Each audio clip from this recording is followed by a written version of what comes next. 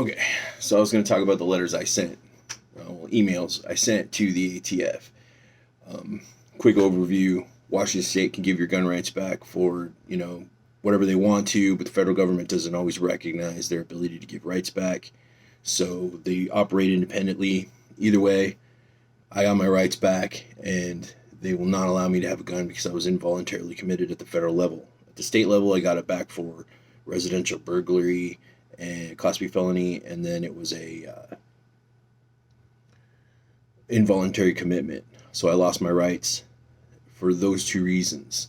So they gave it back to me after I spent a lot of money and got a lawyer and all this kind of stuff.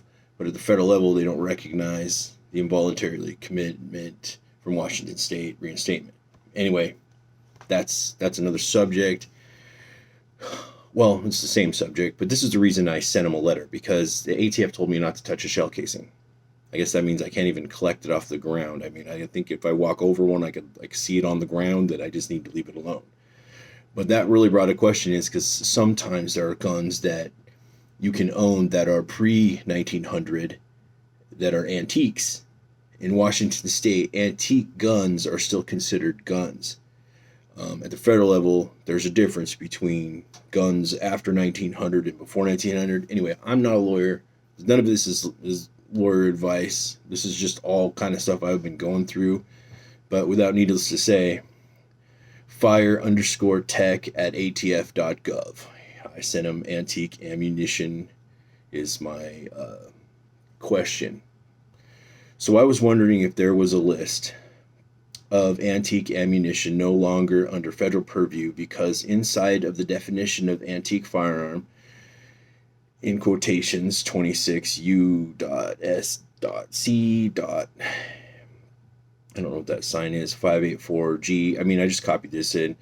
For the purpose of the National Firearms Act, the term antique firearms means any firearm not intended or redesigned for using rim fire or conventional center fire ignition with fixed ammunition and manufactured in or before 1898, including any matchlock, flintlock, percussion cap, or similar type of ignition system or replica thereof, whether actually manufactured before or after the year 1898, and also any firearm used fixed ammunition manufactured in or before 1898, for which ammunition is no longer manufactured in the United States and is not readily available in ordinary channels of trade. The last part of the antique firearms legislation, which I've embolded, implies, okay, so stop right there. I embolded the part that says, and also any firearm using fixed ammunition manufactured in and before 1898, for which the ammunition is no longer manufactured in the United States and is not readily available in ordinary channels or commercial trade, blah, blah, blah. Okay, the last part of the antique firearm legislation, which I've emboldened, implies that there's fixed ammunition that is antique, possibly using black powder for its propellant, for lack of a better term, obsolete cowboy ammunition. Also, it would seem that it isn't in production in America or ordinary channels of trade. Would mean Walmart or Cabela's? I mean, that was my question. Or is it just the internet as a whole? I was wondering if there was a antique caliber list that is manufactured by the BAF. Or could I get a list of antique obsolete ammunition that falls into the definition, or more clarification why that paragraph reads like that? More to the point, is 32 long rimfire in this category of ammunition, no longer produced to my knowledge in America and can't be purchased at Walmart, Cabela's, etc. I know that you could get on an antique auction site and you could bid hundreds plus dollars. You could bid on a 100-plus-year-old box of it for hundreds of dollars, but that doesn't sound like a normal channel. And then it goes on to say my name. You can just call me Kia. Anyway, and then it talks about Yakima Superior Court on 11/2/2018. I received my firearms rights back due to a felony and an involuntary commitment.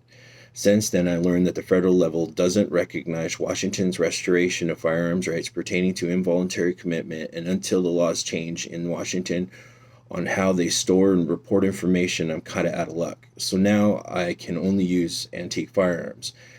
I want to stay on the right side of the law, and I am in contact with an attorney to try to pursue this to the next level of court. But until then, I'm exploring my other options. Thanks for your time. Yeah, until I get $10,000 like laying around, which I'm gonna have to hustle somehow. It's gonna be a lot of computers.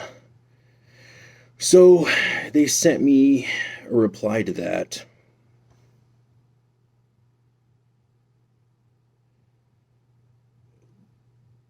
They sent me a reply. This is only sent messages. Anyway, they replied back to me and they said, I'll paraphrase it, that they couldn't answer me. They couldn't give me an answer in my email, so I had to provide my, actual physical address, and that's the only way. I have to keep looking at the camera and make sure no one comes in. That's the only way they can reply is through a letter, an actual physical snail mail. So I went ahead and I did that. I sent them another one on 1/29/19. So you can tell like they don't move fast over there, because on 12/21/18 is when I sent this over there. And then on 1/29/19 they got back to me with that saying, hey, we need that. And then I apologize. It's like I said, sorry for any inconvenience in the future. I'll make sure my address is included. And I included my name and my address and phone number so they can go ahead and do that.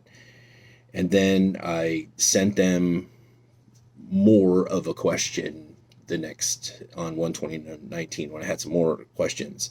It is black powder 38 Smith & Wesson ammunition antique. It appears that the 38 Smith & Wesson fixed black powder ammunition is directly made to fire out of an antique revolver like the Ivor Johnson. It has a wider dimension than the current modern comparable ammunition to my knowledge. 38 Smith & Wesson ammunition is no longer in regular channels of trade. Is it manufactured in the US anymore? I don't know. I couldn't find a place as of the writing of this email that had it in stock even online. So then I go with here's my name and my address and my phone number, sent. They send you back a thing, and the thing will get to you in order. So they answer in order received, but I'm not really sure how they're going to answer like the question. So there are guns that use fixed ammunition, that are made before, I think the war is 1898, and I could definitely hold one of those, but I don't want to be somebody's, experiment. I don't want to be like the ATF showing up at my house because I was doing something, I just, buying something antique, and then they're all just like, you can't have that. And so before that, instead of being some sort of a example in the middle of the courtroom, because that's really what happens. Anytime you want some legal advice, you can go right up to a cop and ask him, will you arrest me for fill in the blank? And so when I got my gun rights back on 8/2 of 18, I got them back 11/2/18. I had tried to purchase a firearm and got denied, and I was like really shocked. I'm just like, what? And then I learned all this other stuff that the federal and they govern separately, and generally when they're looking at somebody, and their ability to own a gun, when they look at you, they're looking at you for different ways they can arrest you. That's their mindset.